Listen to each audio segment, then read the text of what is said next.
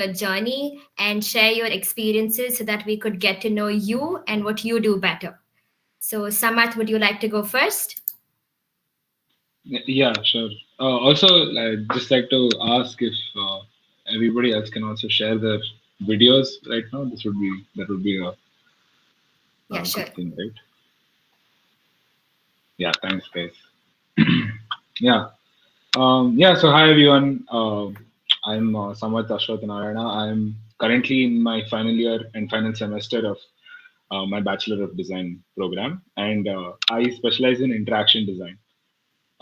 So I would say, like, just to give you an overview of my experience with college, well, 2 years of it was lost in the pandemic, but I'd say given the circumstances, I did get, a really good opportunity at the design school at PES, and there was a lot of opportunity for growth, a lot of exposure with, various kind of extracurricular activities as well, a lot of team building things, and even the courses themselves. I think I was pretty happy with how they went along. I think we had some really good teachers as well. Like especially for my course, I was very happy with the involvement and how approachable everyone has been. So and even now in with the placements journey and concluding the course, even that has been really there has been a lot of involvement and support from our professors. So yeah, all in all, I'd say it has been quite a good experience. Thank you, Samarth. Raksha, would you like to go next? Yep. Okay. Hi. I actually agree with Samarth on everything. I think interaction design in PES, we got really lucky because our professor stayed almost through the 4 years, right? So we had someone. So a lot of professors have like their own process when it comes to design. So we got lucky that we had someone consistent, so it didn't really confuse us.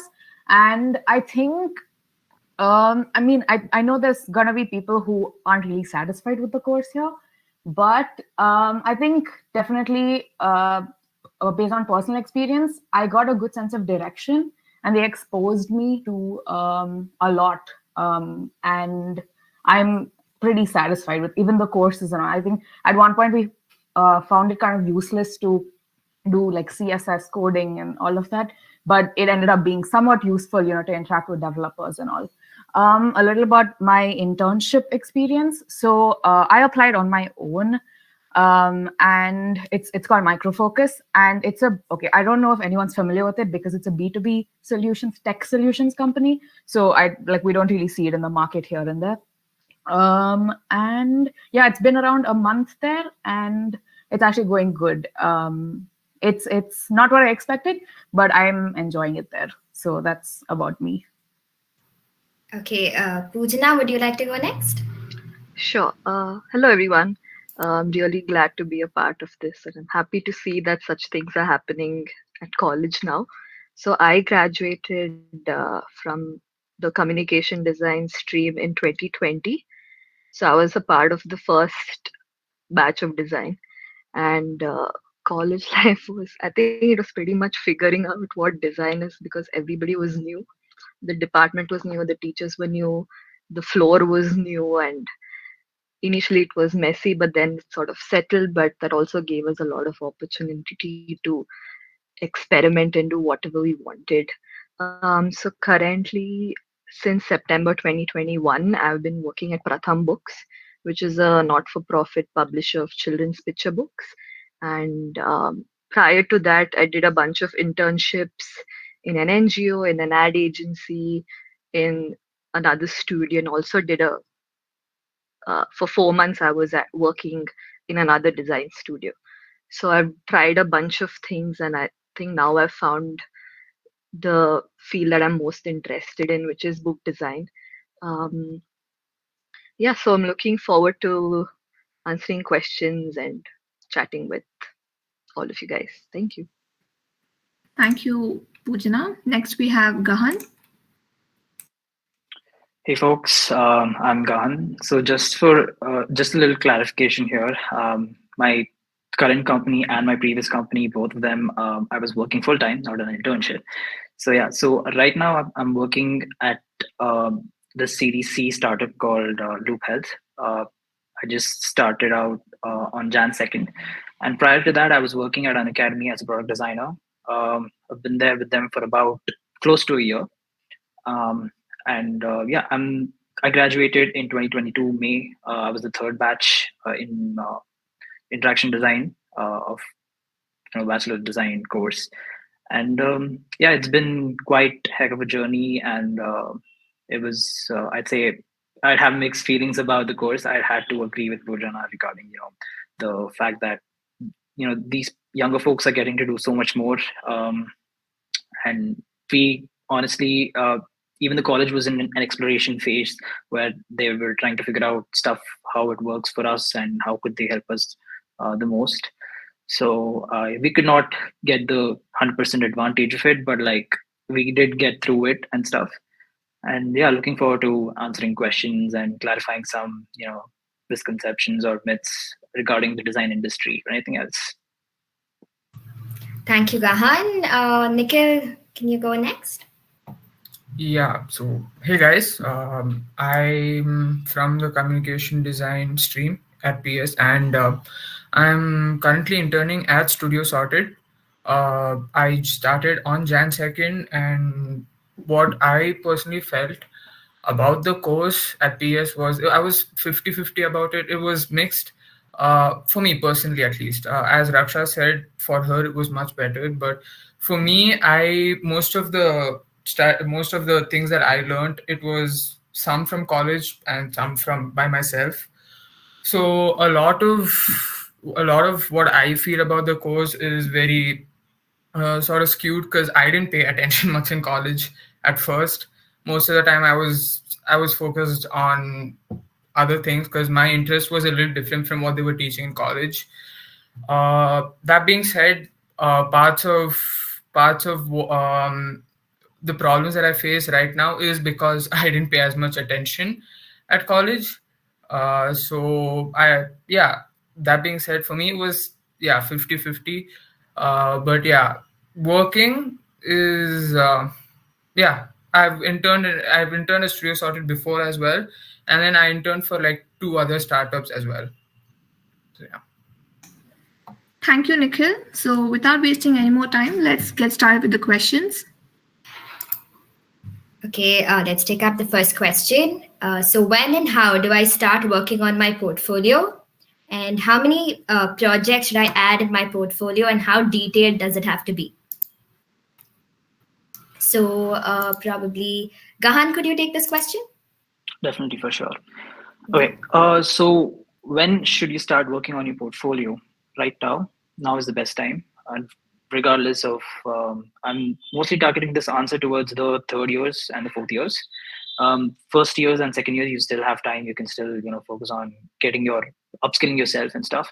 But by the time you're in third year or fourth year, you should have had enough skills to understand what interaction design is all about. I'd like to call this digital product design, or just to call it even better, what the industry calls it now as product design. So you need to have good visual skills, good UX skills, and good product thinking skills by the time you're in third and fourth year. So yeah, third year and fourth year guys, right now it's the best time for you to start a portfolio. And it's okay if you don't have like a lot of projects in your hand, but one really good project, one quality project is a must. So detailed, let's jump into an example. So you don't need to do all those things like wireframing, research, and all of those things. Like nobody cares about all of that. To be very frank, just put yourself in the hirer or the HR's position, or even the person who's going to take your interview, right?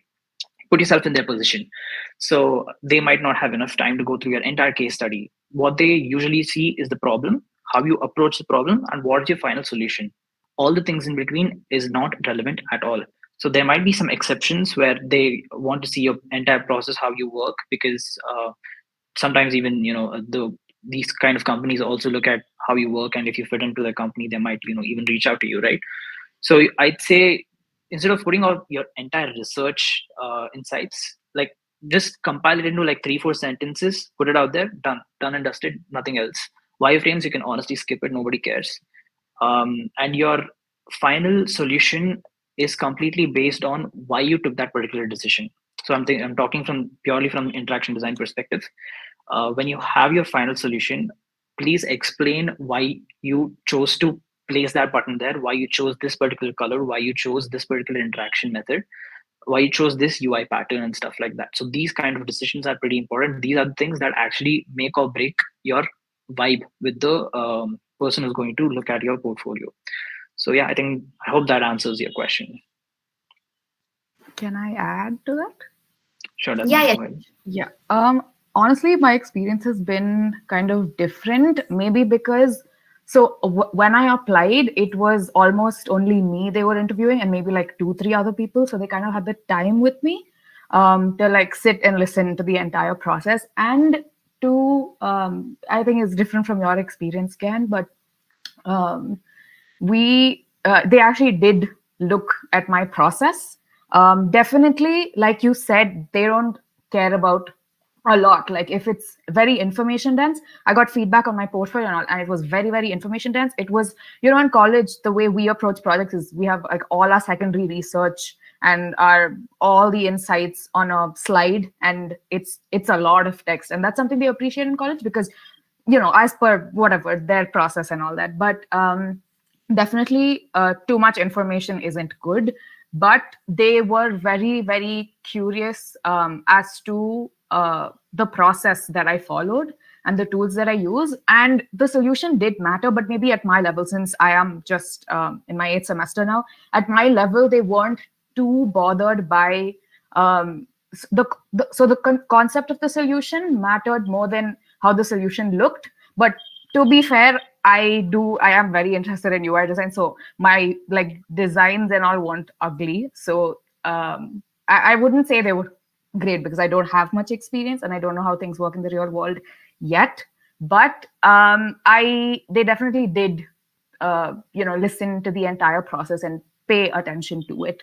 And also I want to highlight that although it's as he said, starting now is the best time. Like, don't push it, start now, because that's a mistake I made. And you can always edit your portfolio. It's fine, just get started. It doesn't have to be perfect. You can always just keep changing it. And only when and I think that's the thing with design, right? Unless you like start working, you're not really going to keep learning. So just start today. Don't overthink it. That's a mistake that I made. And I started my portfolio last semester, in my 7th semester, which is so late. And it was very, very stressful, like putting my portfolio together. And I would watch a lot of videos on how to present it, but I wouldn't actually do it. And it was a very stressful period. And that, along with like job applications and like changing my portfolio in a very short time frame, was very stressful. So just start. Do not overthink it. Just start. I believe you're talking purely from interview point of perspective, right? So yeah, during interviews, they will definitely ask your entire process, and it's okay if it's not displayed, but you have to explain how you got there. So during interviews, yes, you would have to explain. So you need to have solid decisions and solid reasoning behind your visual decisions, right? But whereas if you're making a portfolio, if you're making a case study right now, those things don't matter. Like, you just need to keep in mind that you're solid with regards to the decisions you've made. You know what you've done, so that you can explain it well to others when they ask you questions about it. So here's the thing. Portfolio is not going to land you the job. Portfolio will land you an interview. How you perform in the interview is going to land you the job. So, the skills that you acquire for interviewing is different from what you actually show as a person, as a designer rather. So yeah, your case studies, again, just to finish it off, your case studies need not be entirely detailed, but you need to know what you're doing so that you can answer appropriately to the people who question you. Can I also pitch in? Yeah. So I think one thing is understanding that you will never be fully satisfied with your portfolio ever. I think this is right now I'm on my 3rd iteration of my portfolio, and it's as frustrating as the first time. So just engrave it in your brain for the rest of your life that you'll never be happy with your portfolio, and it's always going to be a work in progress. You need to keep updating it as you grow older, or as your design sensibilities sort of evolve. It will undergo a constant transformation. So I think that's like our motto as designers. Second thing is, at least coming from a communication design point of view, which works very differently from how the other two streams would work, it's important to understand whom you're sending your portfolio to. So is it a and who's going to be looking at your portfolio?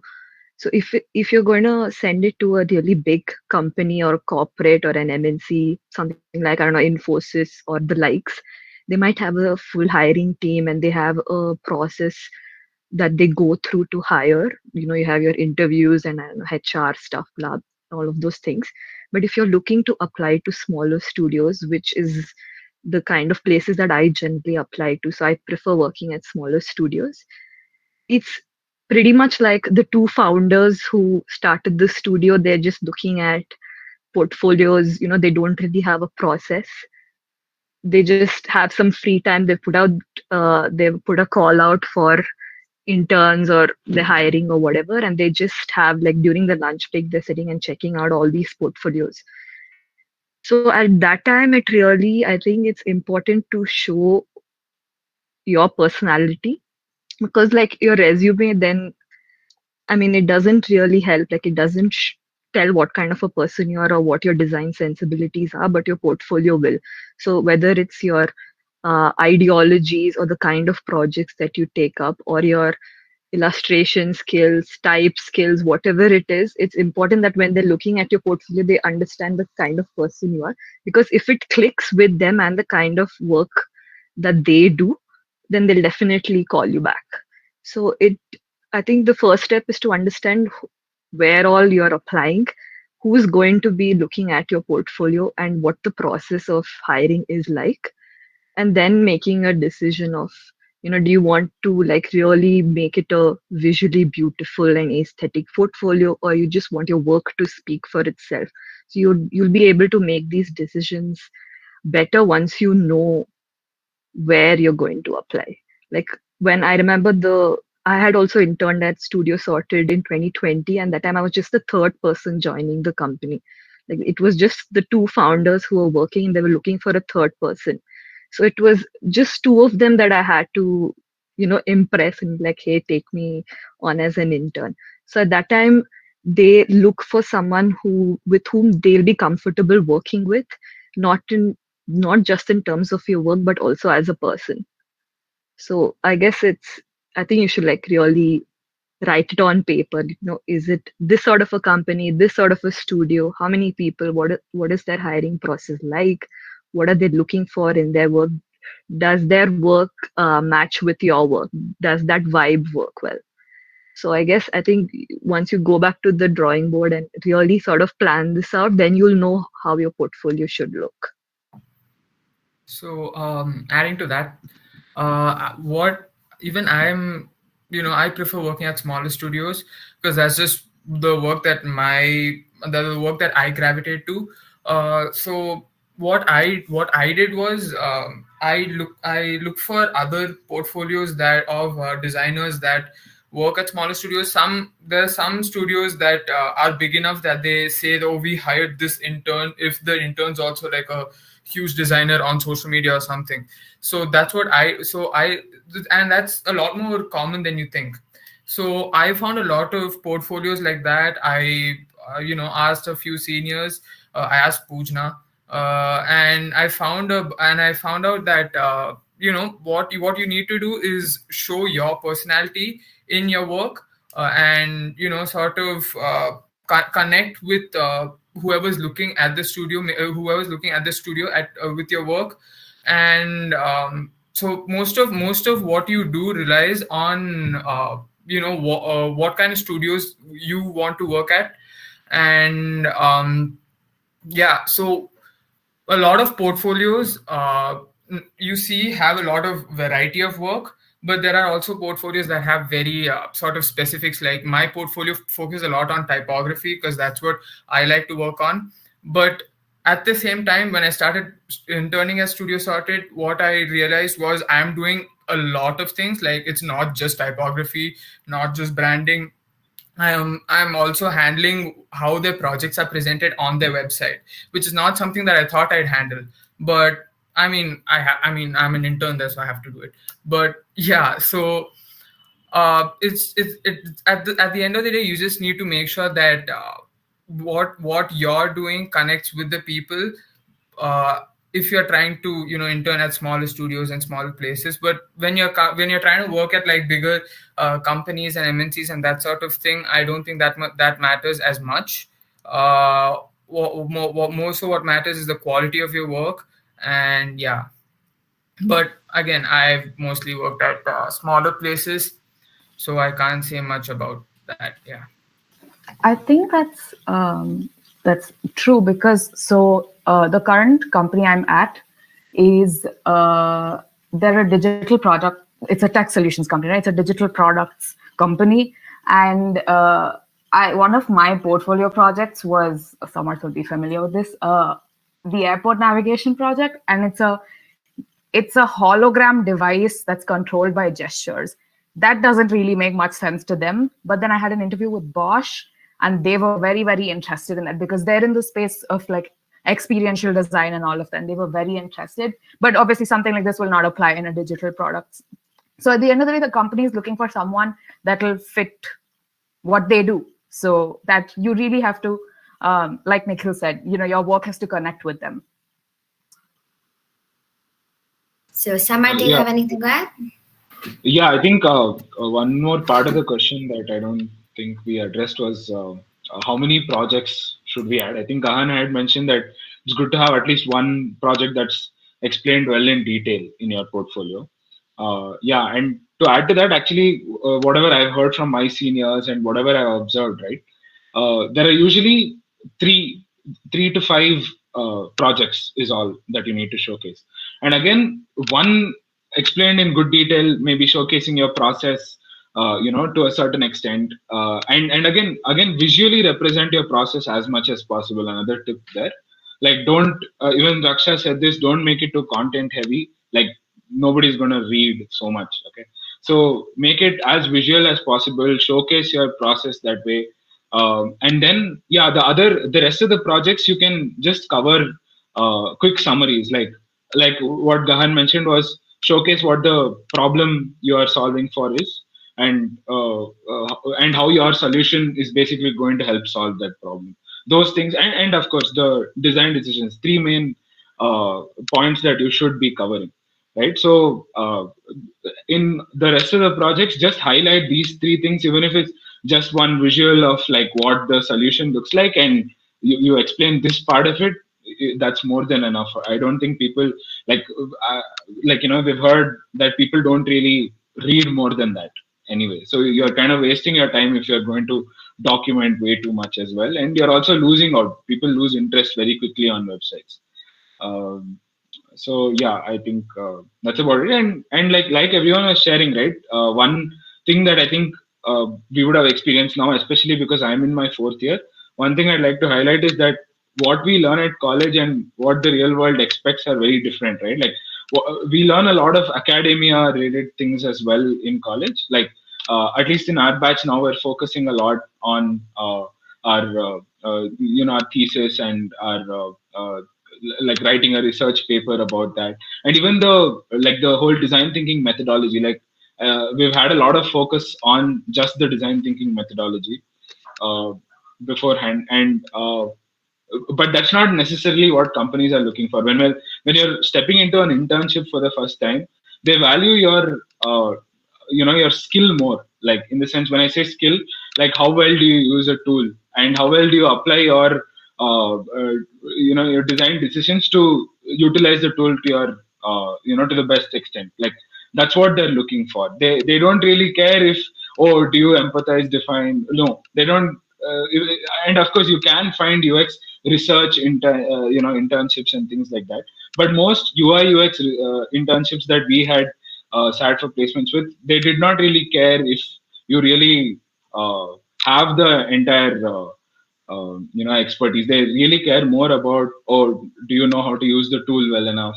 Are you familiar with these processes? Like, are you familiar with wireframing? Are you familiar with writing up a user journey mapping? Those are the things they look for more than anything else. So yeah. And I mean, you need to remember that it's not only your portfolio that they're looking at. There's going to be like hundreds of other candidates, and they're not going to have the time to go through everyone's portfolios thoroughly. So you got to make sure that your work stands out, or at least the important parts are highlighted. Okay, thank you, guys. That was very informative. Now, moving on with the next question. How do I know if my portfolio has every element required? Gahan, would you like to take up this question? Okay. So honestly, there is no hard and fast rule that these are the things that your portfolio needs to have. You can skip the about section if you wish to. You can skip the contact section if you wish to. You can just add your resume if you want to. Like, there is no hard and fast rule that these are the things that you need to have. So here's the thing about building your portfolio. Think of it as another case study. Think of it as another design project that you're working on. Think about the user. Think about the person who's going to come to your website and see the entire website, right? Like, how are they going to experience it? You want them to have the best experience, right? Any product or any digital product that you're designing, you want them to have the best experience possible. The same goes for your portfolio. So if you think from the user's perspective, you will leave no stone unturned. And there are no hard and fast rules that you need to have these kind of things. So if you observe other designers' portfolio from the internet or anywhere else, you can sort of understand that they have an intro section, the hero section on the top. Then they have slight information about where they worked at previously, might be the 2 previous companies where they're working right now, plus the 2 or 3 previous companies that they worked at. And then they jump to their work, where they give outside links or hyperlinks to other places of their case study where their case studies are published. Then you might, if you're an experienced designer, then you might also have testimonials and stuff like that. Testimonials are a great piece of information. If you're a freelancer, that's going to help you a lot. And so they also have a contact section where they link their LinkedIn, Twitter, Instagram, Dribble, other places where you can reach out to them. So yeah, just observe what other designers are doing, and just amalgamate them all to get the best out of all the worlds. So yeah, there's no specific rule that you need to follow while building a portfolio. Okay, that was great. Poojana, would you like to add something? Sure. So I think I look at portfolios slightly differently in terms of, it's, at least when I'm making my portfolio, I know it's not just to get a job or something like that. It's just that it's my corner of the internet where I can really put out my work or really showcase my work. Because otherwise, social media, for me, I feel is very limiting in terms of, it's just like a 3x3 grid that you have to work within. So, your portfolio website can really be that space where you showcase your best work. So that's how I've always viewed portfolios. So I never really think of, I need to have these projects that will get me the best job. Instead, I put all the projects that I'm proud of. I obviously put the best ones on top. So if someone's just looking at the first 3, they still get a good idea of what my skills are. But even before you start making your portfolio, I think you first need to see what platform you're going to make it on. I think that's a really big decision, whether you're going to make a website or whether you're going to make a PDF portfolio, or print portfolios are obsolete right now. So it's obviously digital. But again, there are options. You can do it on Behance, you can have an Instagram portfolio, website, and all those things. So look at the costing, time, etc., and make that decision. I think with elements, there are no hard and fast rules. It's what you think showcases your work the best or showcases your personality the best.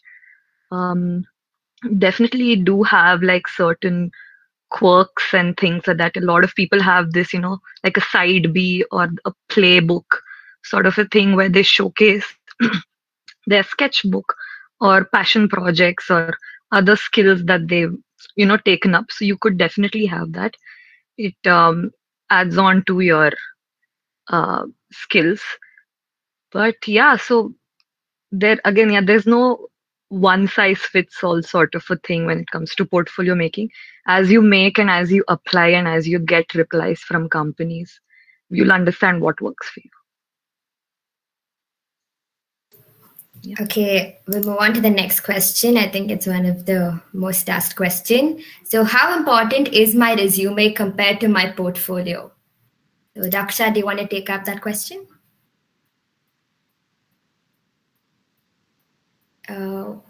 We can't hear you. You're not audible.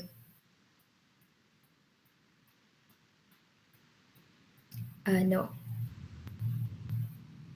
Okay, we can ask Samarth to take up that question meanwhile. Okay, yeah, sure. I think somebody already mentioned that first things that first thing that happens is the first person from a company to usually go through either your resume or your portfolio is always uh, from the HR team, especially with a bigger firm, right? Like again, this might be more with respect to not a studio environment, like a corporate environment. So usually there's a HR team that would be going through several candidates' information. So there, I would say that resume does play an important role. Uh, but it's a way for, but you should definitely link your portfolio in there. I would say that. So, uh, especially so when we submitted our information for placements as well, right? We would get like links to fill out. Like different companies would give us different links to upload like our details, our basic information like name and stuff.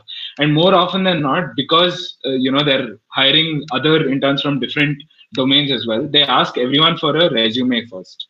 So having a resume is definitely important as well, but like keep it simple. Like again, you know what a resume needs to look like, right? It's just an accumulation of your experiences in the professional world, and maybe some of your projects or case studies can be listed there. And apart from that, relevant skills and achievements. That's about it, and your contact information, right? So just keep it simple. You don't need to like overthink it or like put in a lot of effort to uh, design it as much as you would. Just keep it very simple. It's just a piece of paper that's going to communicate, or a word document that's communicating what you've done so far. But definitely link your portfolio, because when while hiring you as a designer, obviously your portfolio is a representation of what you know and what you've done so far, how you think, how you make decisions as well, right? So that obviously plays a bigger role, but it is also quite important to have a resume. So have both.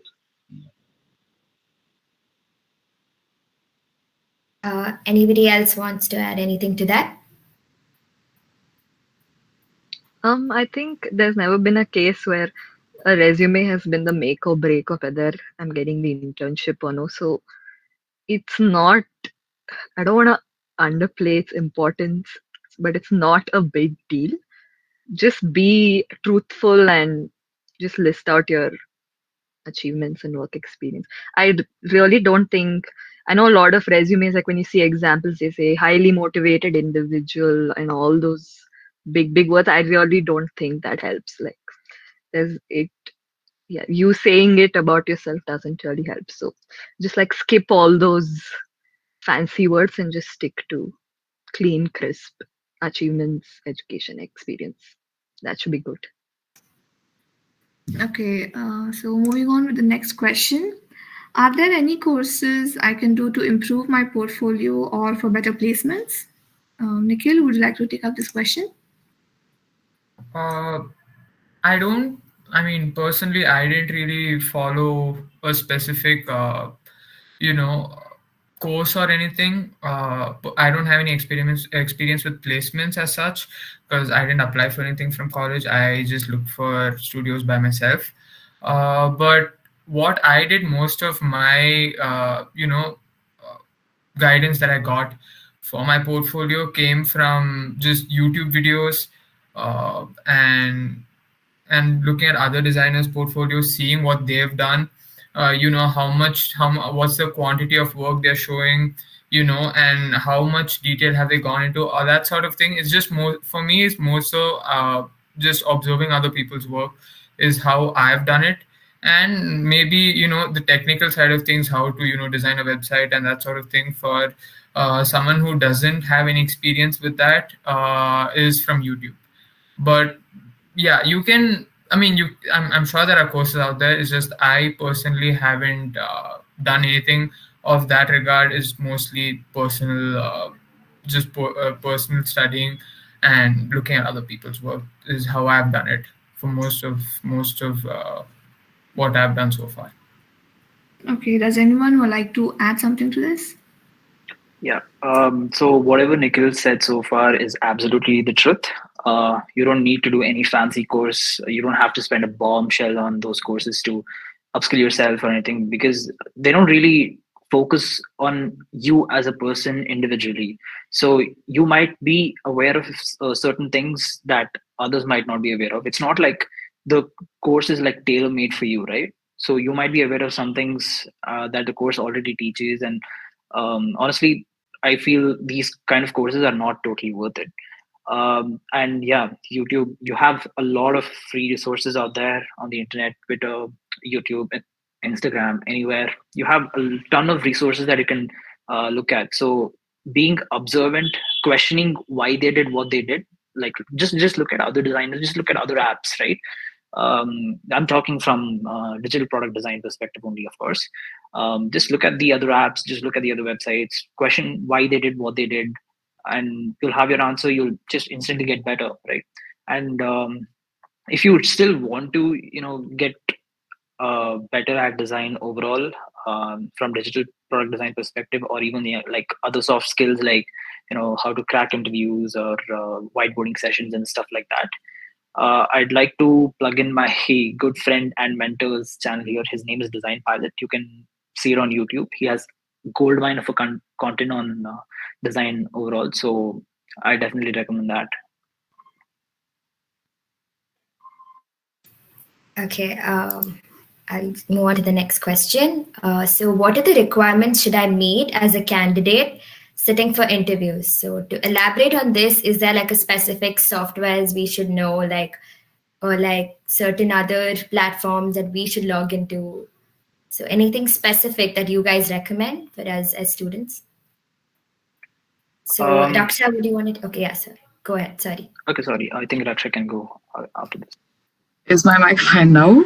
Can you hear me? Is there too much static?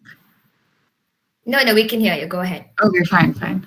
I mean, as a UX designer, if we're talking about tools, software like Figma, if that's what I don't think I understand the question very clearly. But other than that, like sitting for an interview, I mean, like the goal is to, like Gahan had said earlier, being able to answer interview questions the right way, being concise, being straight to the point, and all of that is a separate type of skill. So definitely something like that. But yeah, otherwise I don't really have much to say. Please add on if you do. Yeah. So if you're a candidate sitting for an interview, obviously, like there are certain tools that you need to know, like at the back of your hand. Figma especially, like you need to be really good at it. Obviously, you will gain more experience. You'll gain more insights as to how better Figma could be used in your work experience itself. But talking purely from interview perspective, you need to have the soft skills, like communication, being able to articulate, being able to analyze the question properly, being able to give concise answers. Also, do not forget to question the interviewer. So be the HR, be the other person, do not forget to question them.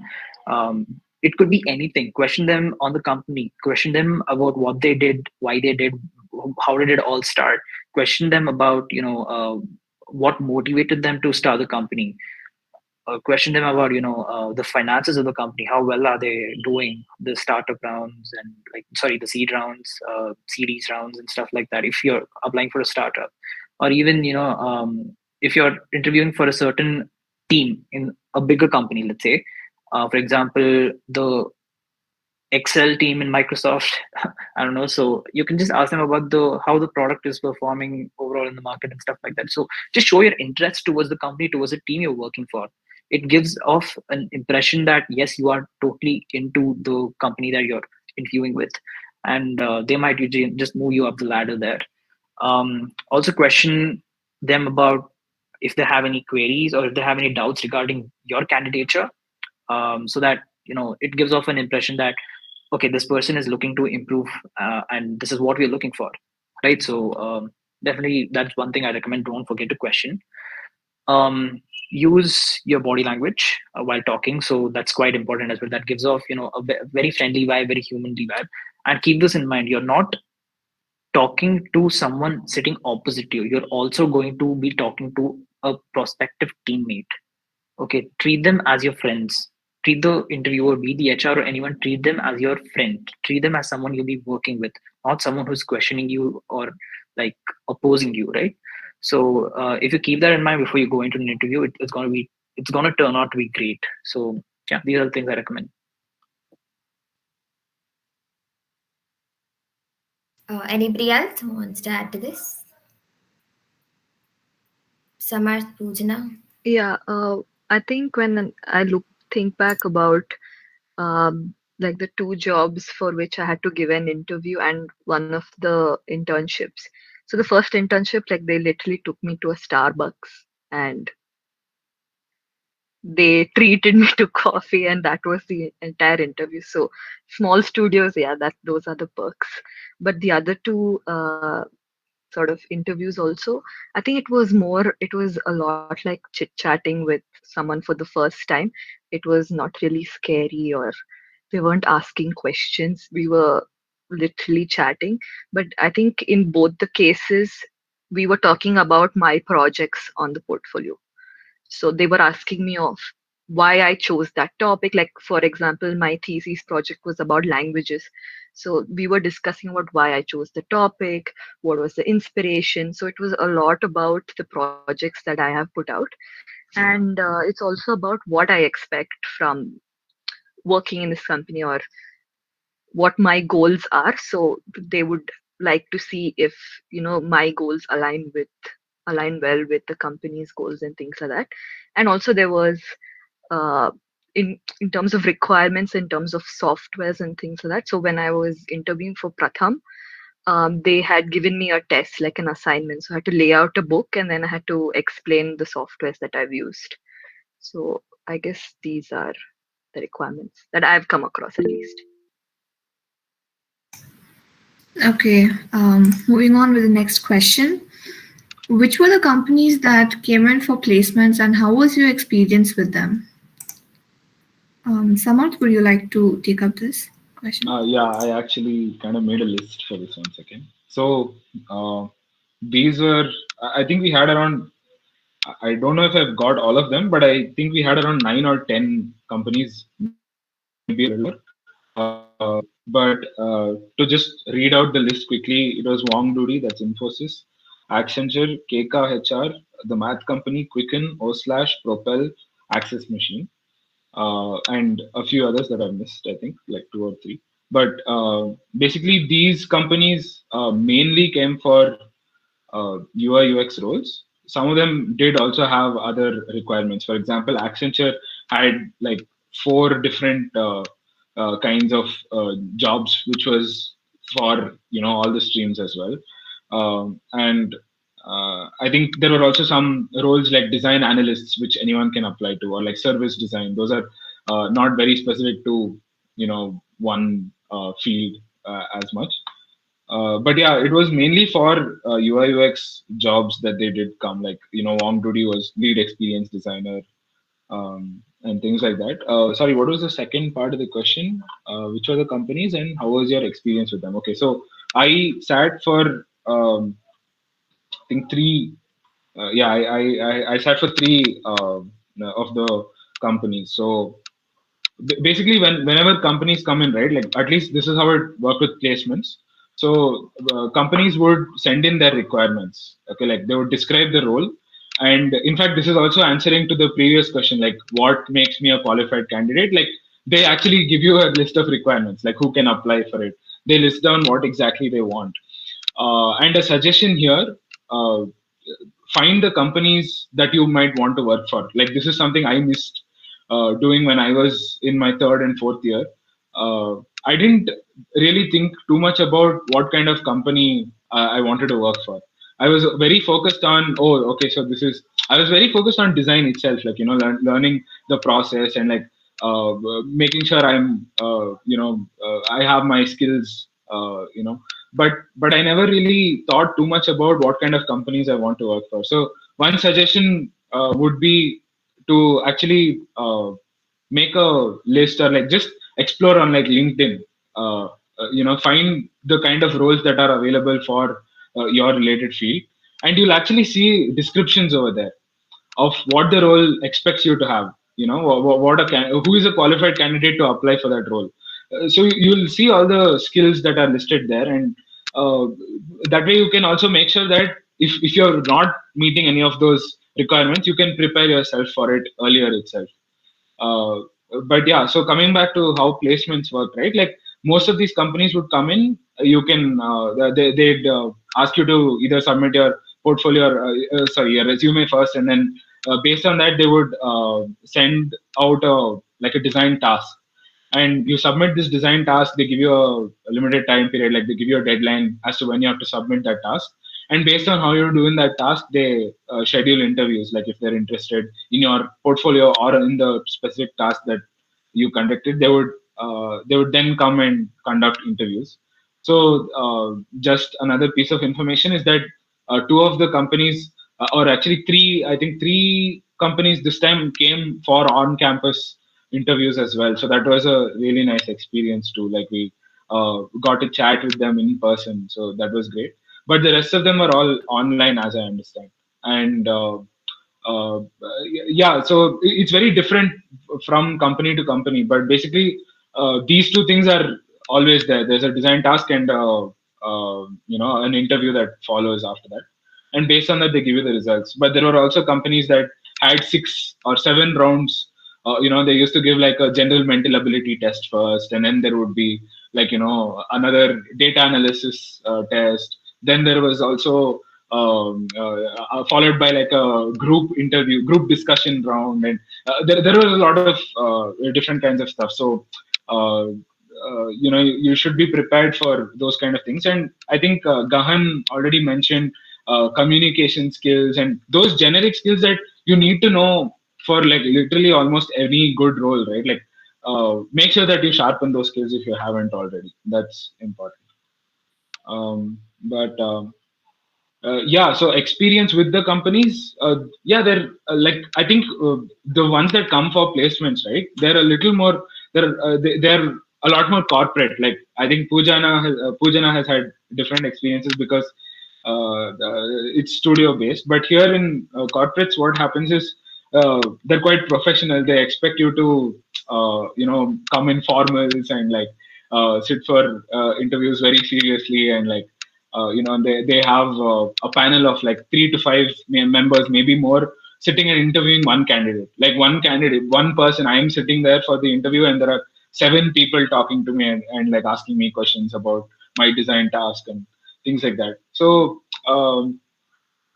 otherwise, yes, the tone is generally friendly itself. Like Gahan also mentioned earlier, it is good if you speak to them also with confidence. That's quite important. Like address it like this is someone you're going to be working with. That way, they also see that you're interested. That okay, you're here to actually get work done. Show that you're willing to contribute well, not just internships or jobs. It's about contributing and being of value to them just as much as it would be to you for like as a learning experience. It should go both way, right? So you should show them that you would be of value. So that's what they expect to see. And yeah, just make sure that you like every time a company approach, we always got a good role description. So make sure that you tailor your answers. Like be prepared for that. Like tailor your answers according to what the company expects. Like don't just blatantly tell what your plans are for the future. Like when they ask you generic questions, also like what are your strengths and weaknesses, or like if they ask you where do you see yourself 5 years down the line. Those are very common interview questions, right? Uh, Make sure you loop it back to how how you'd be linked to the company in 5 years, or like how your strengths and weaknesses can actually be of advantage for you if you were to work with them. Show that intent that you want to belong to this company, and that's when you become a golden candidate to them. So yeah, that's about it. Yeah, from what you said, do you have any tips on how we can like build our LinkedIn profile? When do we start building on networking? Any tips you can share with us? To be very frank, like my LinkedIn profile is not so like built or anything. In fact, I don't think I have any posts. I've just reposted a few things. But like again, for us, it's the portfolio that matters more. So I've focused a lot more on that than to build my LinkedIn network. But yeah, the networking is important, definitely. Like especially if you're looking to uh, go for an outside hire, right? Like if you're not going to sit for placements, because I sat with placements, right? I didn't really have to do this networking part of it as much. But I know for a fact that if you want to sit for external companies as well, it's very important that you find people who are working in those roles already, connect with them. Because outside it's not going to happen that you are just going to be, you're going to catch their attention by just submitting a resume to them or like your portfolio to them. You need someone who you connect to on the inside who's there, and they will be able to reference you in. Like there are like tons of these designers now out there who have done like some 4-month online course, and they'll come and they'll also submit. You also just get lost with all of that, right?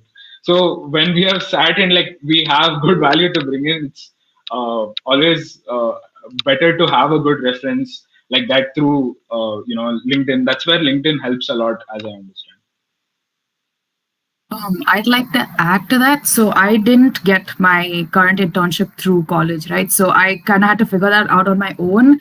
So I would network. So I remember I had gone for a Diwali Mela, and I ended up talking about what I'm doing, what I'm studying, and all of that. And there were a few people in the IT. So it was in a residential complex, and there were people in the IT industry, and they were willing to offer me their email IDs and reach out to them. So at this stage, when you're like looking to apply and all, I think networking in any form will really be helpful.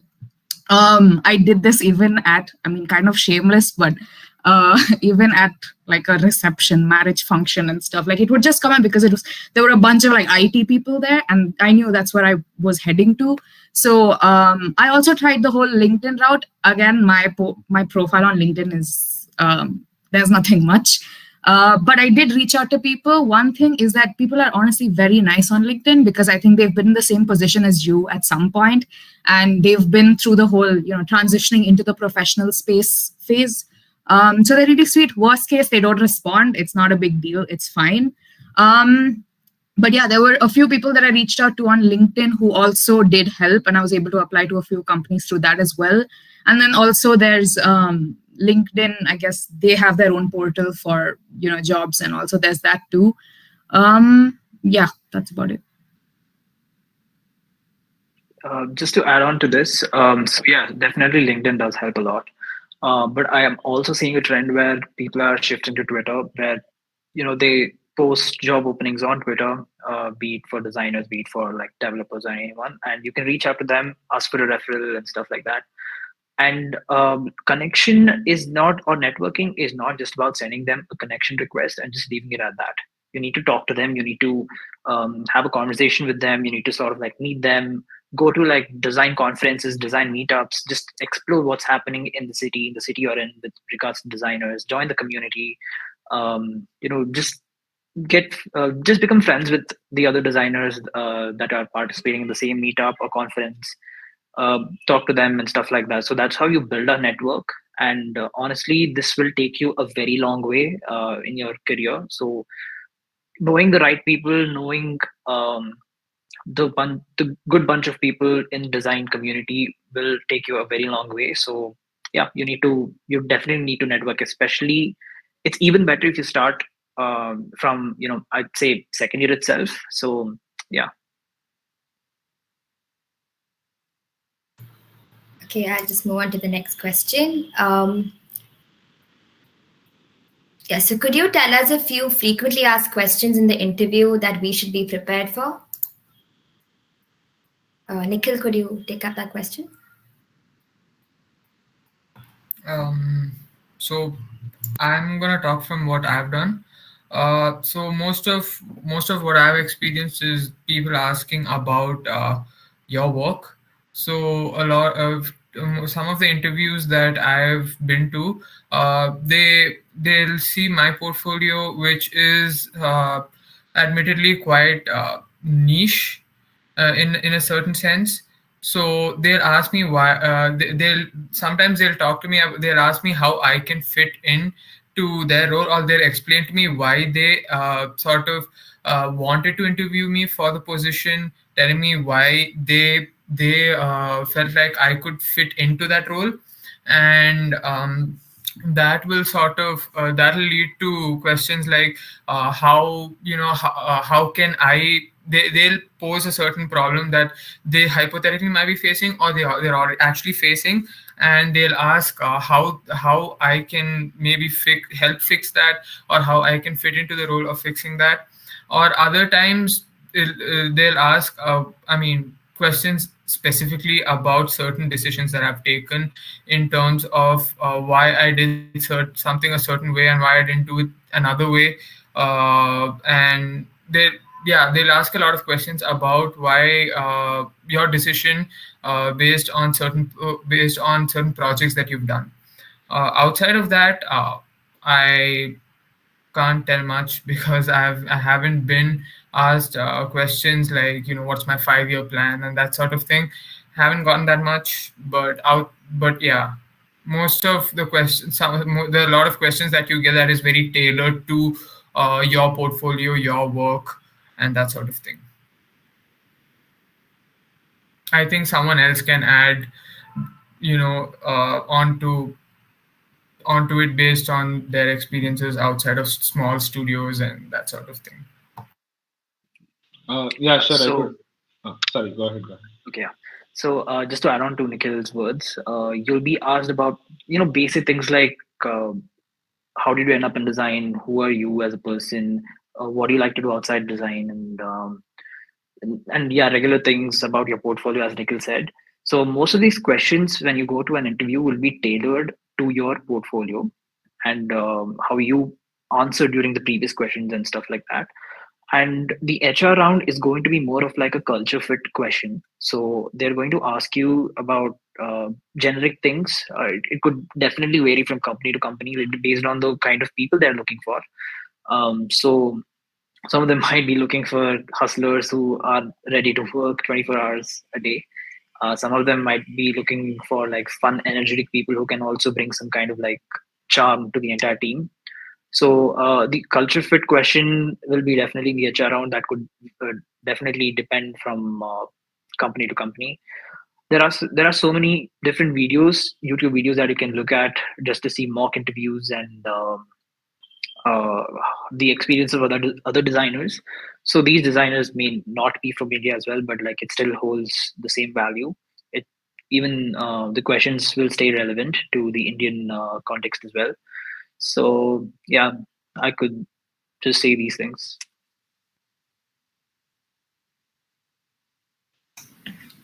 Yeah, I was actually also going to say from a placements perspective that one of the most common things is that they also have a section of time dedicated just to discuss the design task that they've given. Like, in fact, in one of the companies, like the company I'm working at right now, they discussed it to a point where they asked me very specific decision questions. Like, for example, why did you choose to make this particular heading in this style? Like, and or like, do you think this copy, like even the copywriting, like from a product design perspective, if you look at it, like even that matters, right? So they asked me such specific questions as well. And there were also companies that So basically I'm getting at that it varies a lot from company to company as well. But yeah, like the generic ones, yes, there are a lot of videos that help with how you should tackle those kind of interviews and those kind of questions specifically. But yeah, in at the end of the day, like what they're looking for is still about um, what you bring to the company, right? So again, it matters a lot about how much you study the company as well before you attend the interview. So that's an important thing to do. Thank you, Samarth. Moving on to the next question. Was being a part of clubs in college a plus point in your placement experience? Raksha, would you like to answer the question? Okay, I'm gonna be honest. I was not a big club person. I don't know. So I am not the type of person who'd like go out of my way to like, I don't know, get work or things like that. Like I'm more of a, like when I do work and all of that, I make sure to like I'm pretty dedicated and I make sure that I'm doing quality work. But then otherwise, like I'm not big on like socializing and I don't know, doing things outside of work. Like I'm not a hustler whatsoever. Like I need my own like time and all of that. I love my slow days. So I was honestly part of just CMS, nothing else. And I had a few friends in the club, so that was fun. But I wasn't like proactive or anything. So no, I mean, it helps to, I guess, like in a way, like it could help you with network. This is not based on personal experience. It just makes sense. Yeah, it could help with your, growing your network. Maybe if, especially, I think Samarth can talk about his design club experience, but you'd be able to interact with other designers, and that's obviously something that's very useful. Personally, didn't do it, and I'm fine. Like I'm fine this way. I don't think it's a necessity. It's, I think, more personal preference. Yeah, I sort of like I gotta agree with that. It is sort of like a personal preference again.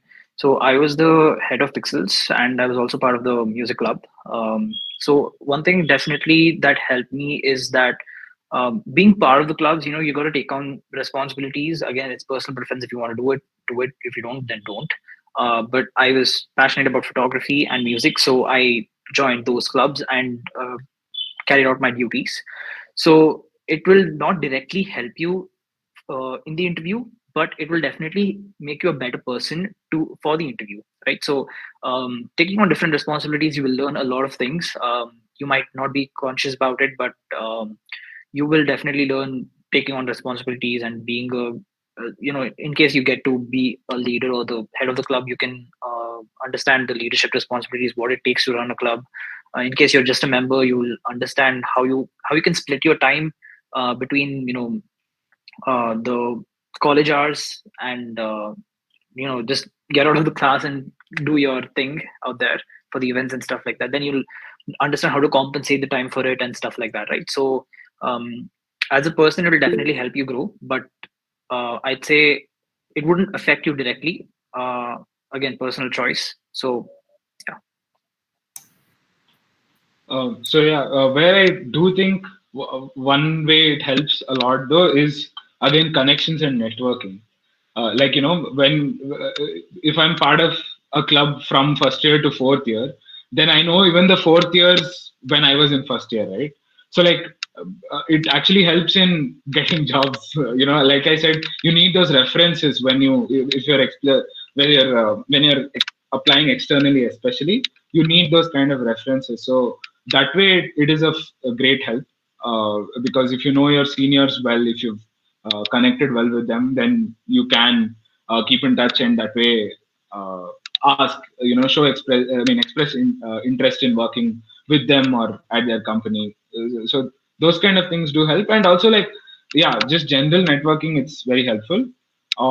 I think again, smaller places, smaller companies like startups who are in the beginning stage, if you're passionate about a very particular, or like a very particular problem that you want to work on, and you get into a startup environment there having all these additional skills will come into play a lot more. And even if you're thinking about freelancing and all, right, their clubs, because you'll be a part of multiple engagements if you're a part of clubs. There again, the time management thing comes into play, because as a freelancer, I don't think like only at a slump, that's the only time you'll be working on just one thing, right? Otherwise, you'll have to work on so many things even in just one project. So your time management you'll really have to figure out your time management when you work in multiple clubs. So, but yeah, again, apart from that, like directly for an interview for a company like this, like at that point in time, it will not help at all. But for later growth, like, within the company, to if you want to get into like managerial positions and things like that, there just the fact that you've been a part of the club won't help, but because you already have built that skill, it will reflect then when you're working. So that's where it helps. Yeah, I think it's like a means to gaining time management skills and like expanding your network and all, but it's not the only way to do it. Like it's accessible if you're in college, if you stay near college and stuff, like it makes sense to, if you really enjoy that stuff, it makes sense to, but there are other ways, like even outside of college clubs and all of that you can gain those skills.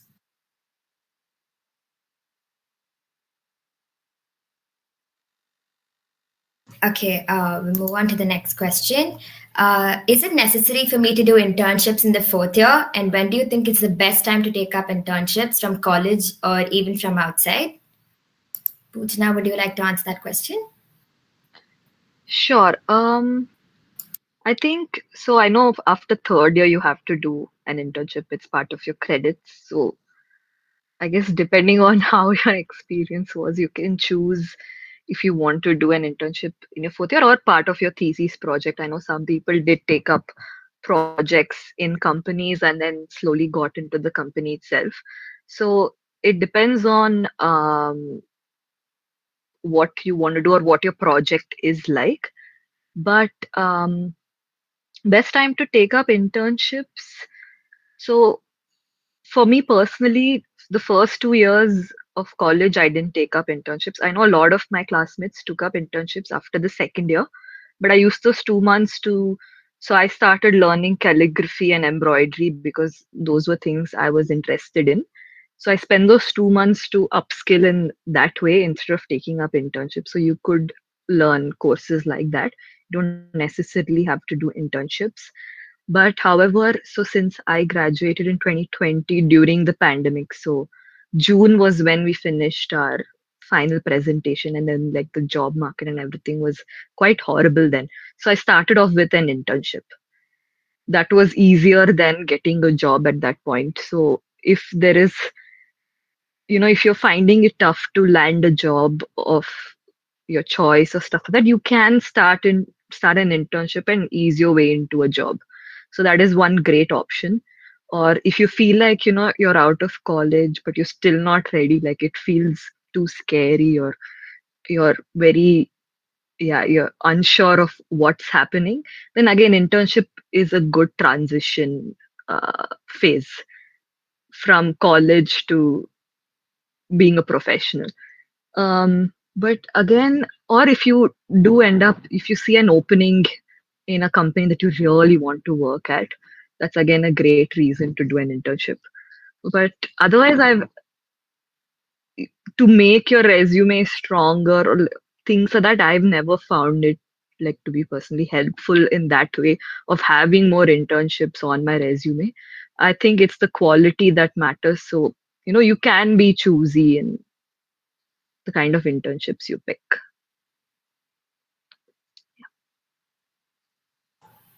Does anybody else want to add to that? Yeah. Okay. So I actually didn't do any internships prior to the current one, and I don't really regret it because I think, okay, my view on college life. So like I said, I'm not complacent, but I don't do too much. So my view on college life was, it's the last time I kind of get to be a kid and not take on too many responsibilities and worry and stuff. So that's the way I saw it.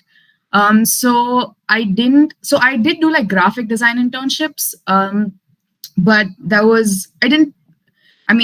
not to say that I didn't take them seriously, but it was different from how I took the whole application process and all of that for my current role. That was more of like, oh, I have time during the pandemic. Oh, I have the summer break and all that. So I did that. And graphic design is like a space I really enjoy. So I didn't really look at it as work, I guess. Sorry, wait, I lost track of the question. 1 second. Oh yeah. I don't think it's necessary, but I do think internships definitely have a lot to offer, right? Be it even if it's a negative experience, you learn that that's not what you're going for in a job environment. There's always something that could come out of it. So if that's something you're interested in, or even if you're confused about what you want to do, an internship could really help, as Poojana said. Anyway, yeah, college does encourage us to do an internship in our last semester. So I think all of us eventually do get one. And I think it's a good time also because by your 4th year, I mean, some people are still not really certain, and that's completely fine. It's okay. Like you'll figure it out. But by your 4th year, you might have, chances are you'll have a sense of direction, and you'll just have a lot more clarity on design and what you want to do. So it's a good time, and it's good that college encourages us to do that. But prior to that, I mean, I'm fine that I didn't really do an internship. I know a lot of people did, and I would feel kind of pressurized, but it's okay. It'll work out. And since college does make you do one in the end, like you're still going to have that internship experience eventually, and it's fine. Raksha just mentioned a really good point about you can try what you like and what you don't like, because with an internship, you're not really like, it's not a big commitment. You can do it for 2 months and get out. So that's exactly what I did. Like I started with an ad agency, and then I realized I never want to work in an ad agency, like all internships. Then I worked in a studio where the 2 founders are really young, and it's a very small studio. So then I understood, okay, I sort of like this, but don't like it too much because they're too young and energetic and they're working all the time. That's not what I want. So then I moved on to working at an NGO, interning at an NGO, and I really liked the ethos of the company and all the purpose, the intention with which people work. So then I understood, okay, this is some space that I would like to be in. And then that's how like I got into Pratham, because it's an NGO, but again, it's a smaller studio. So you can really try all of these different kinds of internships and choose what you finally want to do. So that's also without committing to it. Yeah, I forgot to add this. So even if you don't do an internship, I think getting complacent is not the way. So you still like, I mean, out of interest, if you have that natural interest in the field of design, I think upskilling is something that you'll do in your free time, and developing your skills and stuff. So don't get complacent. Not doing an internship is fine, but like it is important to work and expand your knowledge and all of that. Yeah, I have to agree with that. So before you even get into an internship, let's say you are forced to go for an internship. Before that, you need to sharpen your skills. You need to be really good at what you do. For example, if you're a communication designer, you need to be good at whatever you're applying for. Let's say you're applying for a graphic designer position, right? An intern. So you need to be really good at the tools. You need to be really good at your creativity and showcase them brilliantly as well. And if you're an interaction designer going for, like, let's say a product design internship or something like that, you need to be at least up to the mark the industry kind of expects, because your first workplace, whether it's an internship, freelance, or whatsoever, will be I wouldn't say the best. Most of them might have a good experience in their first workplace, but majority of the cases, whatever I've observed by talking to other people, they have not had a really good time in their first workplace because they chose the company by not assessing it properly, right? By not looking at the numbers, by not looking at the people who are in the same company and stuff like that. So if you really want to work for a mature company, you need to be to the expectation level, whatever they expect, right? So before that, you need to sharpen your skills. You need to be really good. You need to observe and then get better. So this is my advice. That's all. Okay, we'll move on to the last question for today. How important is a master's degree? And should I do my master's right after graduation or after gaining some work experience? Anybody could just take up the question. I'd like to take this up. So it is definitely not necessary to do masters, because it all depends on where you're headed towards. So if you're going the startups way, which is the fastest way to learn things and get things done, it's going to help you learn so many things in a short span of time. Or if you want to go the corporate way, where you are going to get to learn things in a more slow manner, because you're going to be executing things in a very slow manner. It's going to take a lot of time to execute things if you go in the corporate world. So the corporate world, obviously, as you know, functions in a very traditional way. They require you to have a master's. They don't actually require you to have a master's degree, but if you do, it's easier for you to climb up the ladders. So it's definitely not necessary, but it's nice to have in corporate. And eventually, you are going to end up in corporate if you get bored of the fast-paced workplaces. So by the time you get bored of the fast-paced workplaces, you will be in a position where you can automatically get that if you interview for it. So you don't have to have a master's degree. So if you're going the startup route, it is going to provide you at least 100 times more value and more experience, more education than what a master's degree can provide. And I've seen people coming into workplaces with a master's degree who were not aware of things and how it's done and how things are executed, basically, right? So they did not have any knowledge. And imagine that you are, let's say, as a person with a bachelor's degree in the same workplace, you will be mentoring the person with a master's degree. That's how it's going to be. And let's say the person might feel awkward because of that. So I'd suggest no masters. If you want to go the corporate route immediately, then yes. If not, then startups are the way. So sorry, Gahan, I will have to little bit disagree with you here. You're open to no, basically, I have listed 3 reasons that I think would make you want to do a master's. Okay, so first thing is design education in India, if is still growing, right? Like even our own field has been around only since 2014, I think. So if you are someone who's very interested in a very specific niche field, right? For example, if you want to learn, to give you an example of somebody who did product design, which is industrial design in PES, and now he had a very specific thing he wanted to do. He wanted to get into sports good marketing and things like that, right? Which is a very specific niche field that he was very passionate about. So in a situation like that, yeah, it does make sense to do a master's, is what I think. He moved abroad to do his master's in Portland, I think. So that would be reason number 1. Secondly is again, this is corporate, right? It's more often than not, you'll feel like there's no more room for growth within the same company. Especially if you want to get into a managerial role later on and all, that becomes tough because there's a lot of competition for that. And in those situations, people with an MBA might be considered over us, even though we might have more practical field.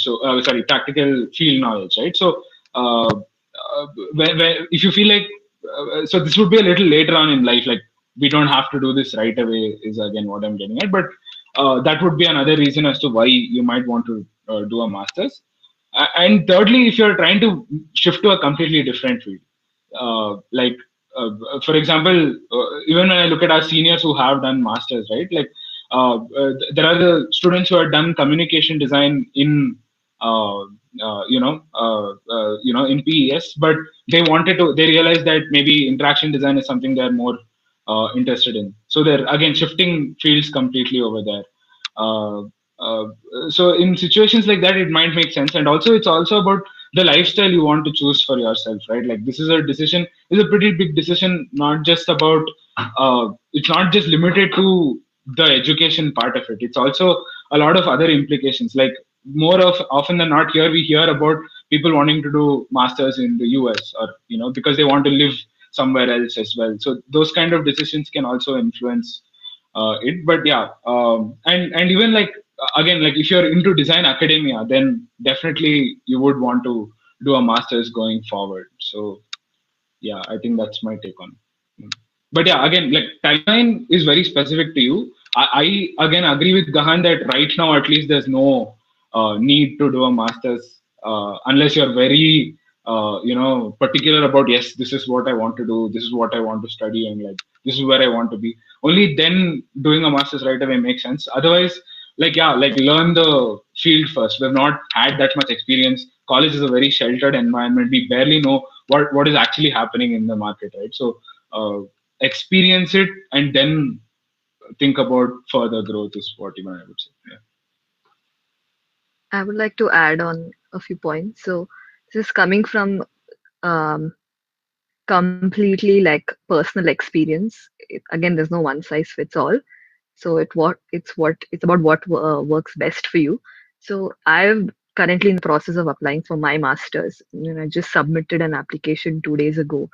So the reasons for taking this decision or thinking about masters firstly is if you notice that you have a skill gap and the only way to fill that gap is by learning, through a guided learning environment where there's a teacher who's coming teaching you and then assessing your work and sort of looking at, oh, this is working, this is not working. So if you think that skill is something that can be filled only through a guided learning, that's a great reason to do a master's.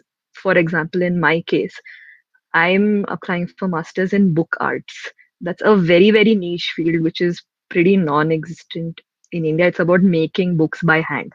So it's like going back to the pre-technology era where books were first paper was made by hand, books were bound, the covers made letterpress printing. So it's sort of going back to those times. So those are some things that I cannot learn in an office environment, or I can't learn at where I'm working at right now. Those are some things that I require guided learning because there are techniques involved. There is a certain skill that can be developed only by practicing.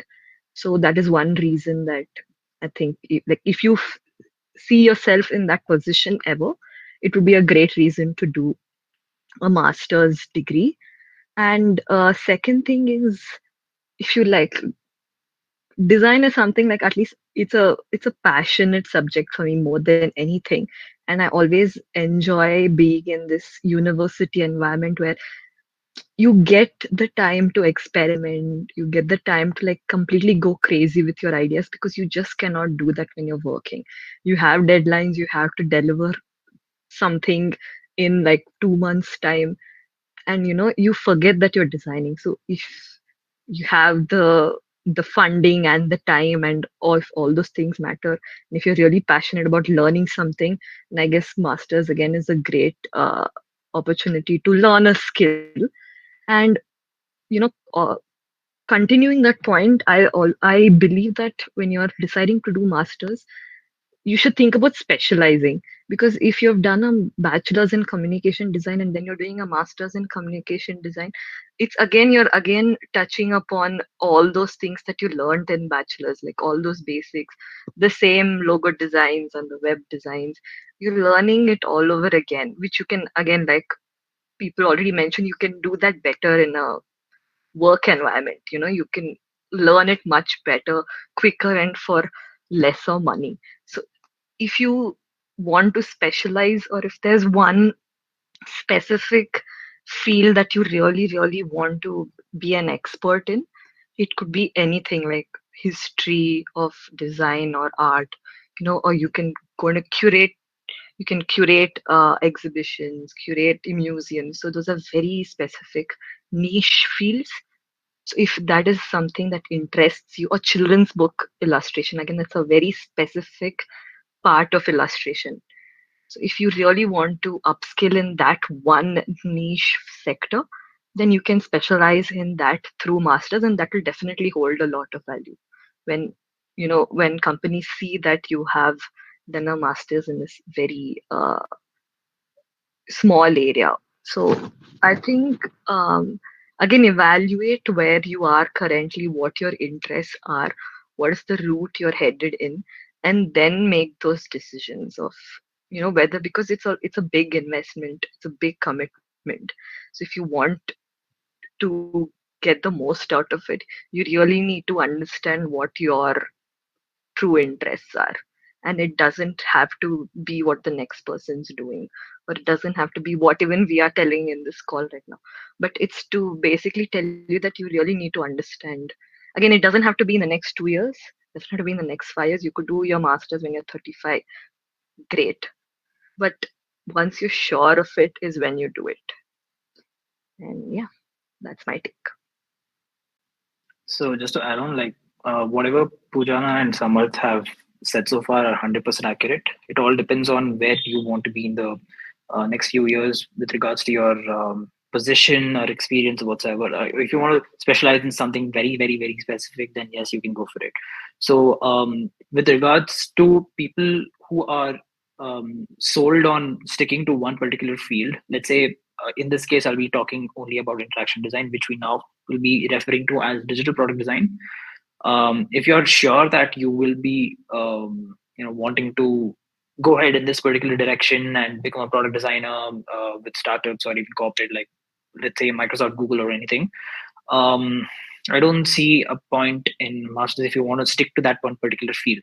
If you want to specialize, if you want to get more experience, or more knowledge about a certain a tiny segment of the particular overall topic, then you can definitely go for masters.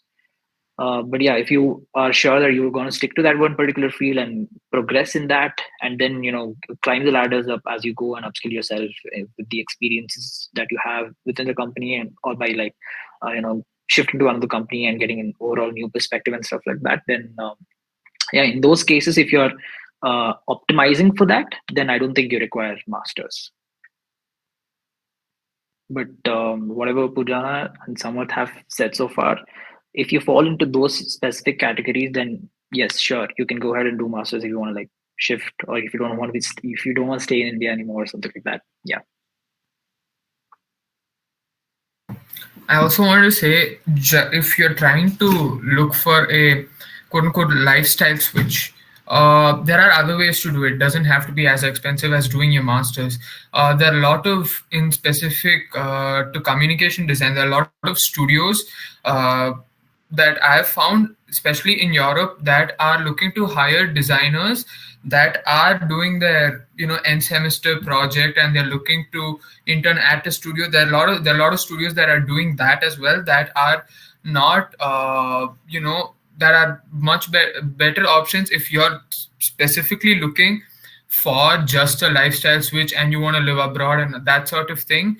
And if you're really romanticizing living abroad and all that, do your thing, but there are much better ways of doing it than just doing your masters and saying I'm gonna go abroad to do my masters because I think going abroad is what's more important to me than doing my masters. Then much better options out there. Look for jobs. You can actually, instead of spending money, you can make money living abroad. Sounds like a better option to me, but yeah. A very good point. Yeah, good catch. Thank you. Okay, so I'm convinced all of us have a better clarity on placements now. With that, we conclude with questions for today. If any of the panelists have anything to add, they can go ahead. Okay, this is. Oh, sorry. Do you wanna go? No. Okay.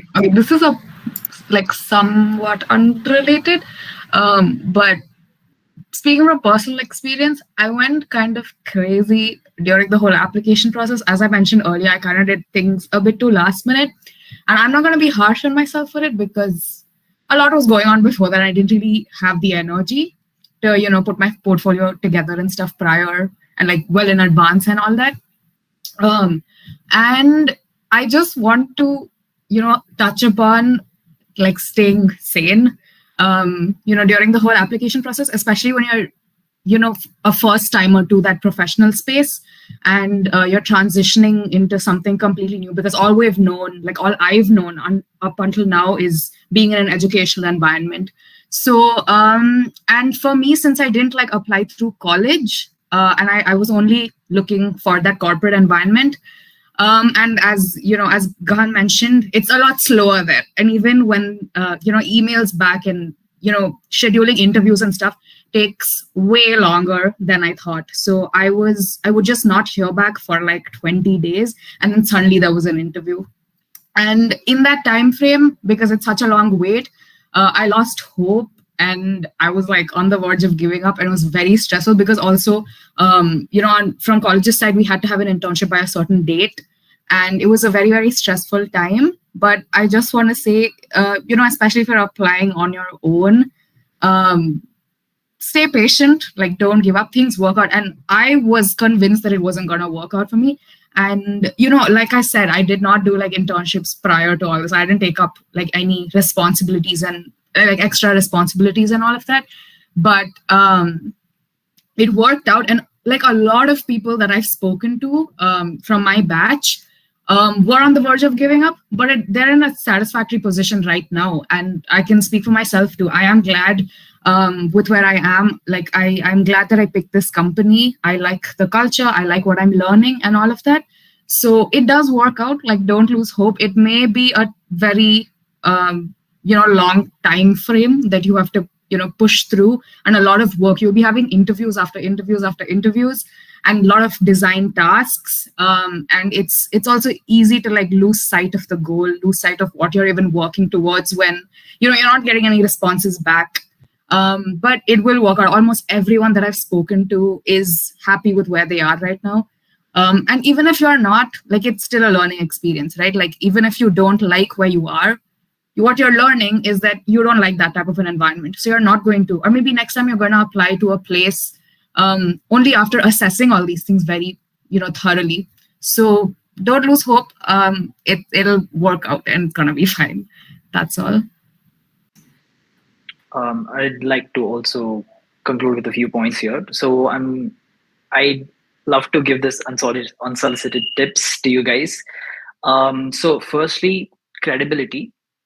Be sure that you're credible enough to apply for a certain company, or even like worthy enough to approach the people, right? So start sharing your work online and get feedback from people. So wherever you are, at whatever position you're in right now, start getting feedback from people who care. Don't seek for fake validation online.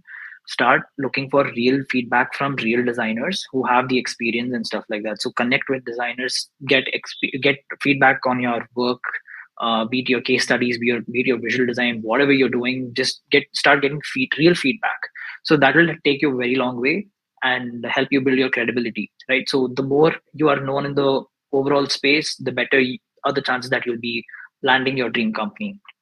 So the second thing is, I think placements are getting much better in PS compared to when me and Poojana were, in our final years.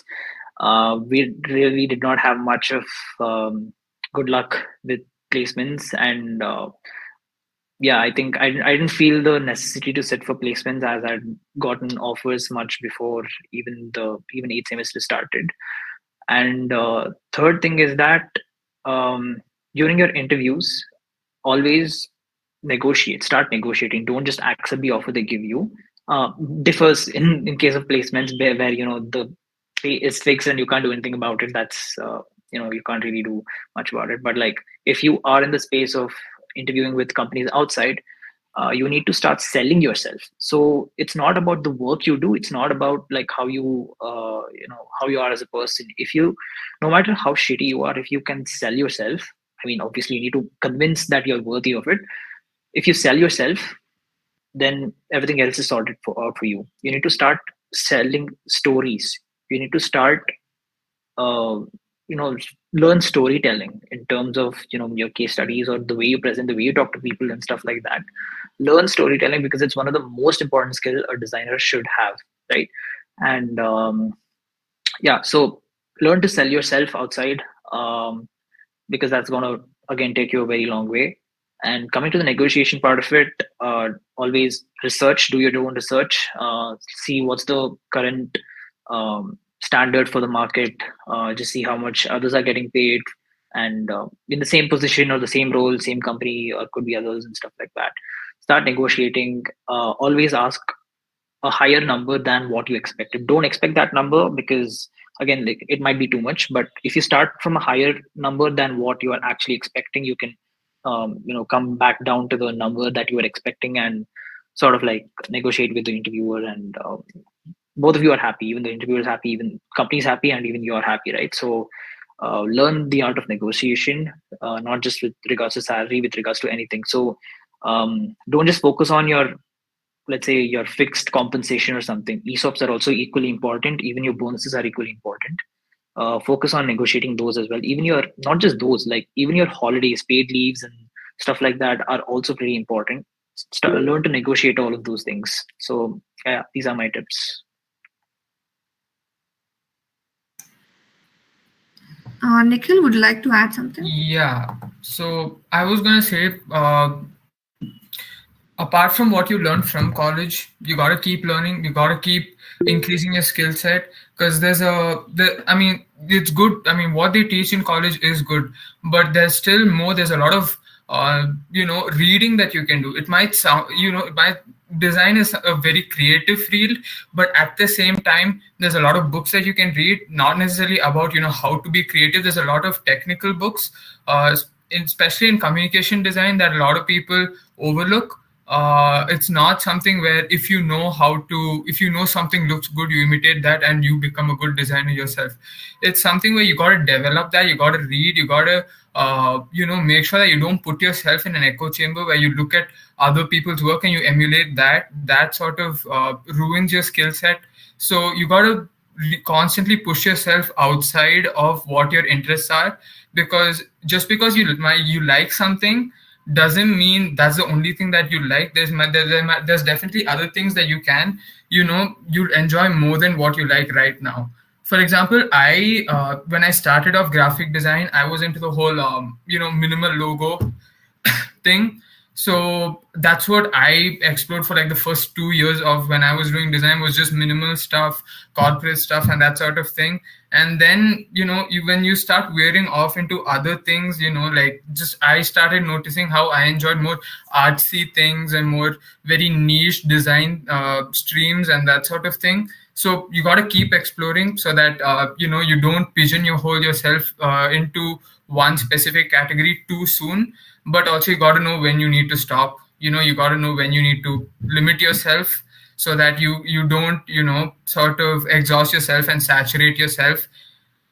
So yeah, it's about striking balance, but definitely not pigeonholing yourself too soon.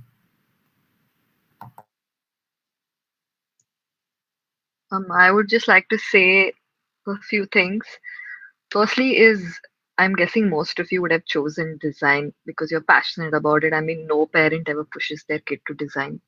So if you're passionate about it, like passion definitely shines through in your work, and wear it proudly that I'm really interested in this, or this excites me. I think people will really appreciate that going further in, like, even when you're writing your statement of purpose, if you're applying for masters. So wear that passion proudly, especially in a field like design. Second thing is, please don't be in a hurry. I know it's all very scary, and jobs and all those things are pretty daunting, and it still is. But just don't be in a hurry to, like, oh, get this done, done. It's important to, like, be on your toes and keep be updated with what's happening, but also make sure you're slowly building up your design sensibilities. I think in these initial years, the more you work on your foundation of, like, your design skills and your sensibilities as a designer and your unique style, or whatever you bring to the table. I think these years are like, it's the best time to really strengthen those, no matter, whether you're in college or whether you're working. Focus on your sensibilities. The rest, the growth, everything will definitely come, but be disciplined now, and you'll see it all, pay well in the future. So don't be in a hurry to like really grow or really upscale huge, like really big right now. I know social media does that, or you're tempted to do that, or you feel bad if you're not doing that. Like, we've all been there, but just work on your sensibilities right now. They will really help, and they will be your foundation for the rest of your career. So, I mean, there's one quote which I really think it's very important. Slow growth builds character, but fast growth builds ego. So make sure you're building your character as a designer first.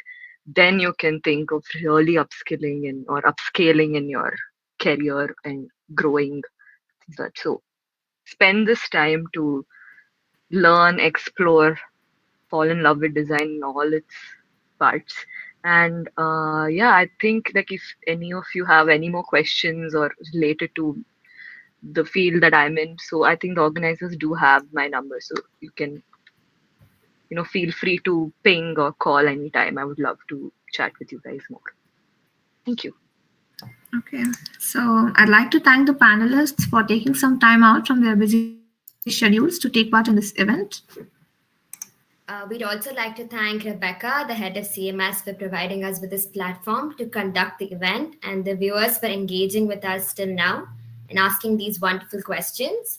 We hope all your questions have been answered and that you found this really helpful. So thank you all for joining us today.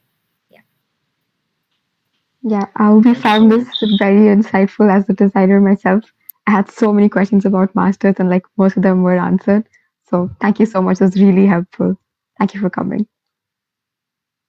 Thank you. Thank you, guys. Thank you. All the best to everyone watching. Yeah. All the best. Good luck. All the best to you guys too. Bye-bye. Thank you. Bye. Bye. See you guys.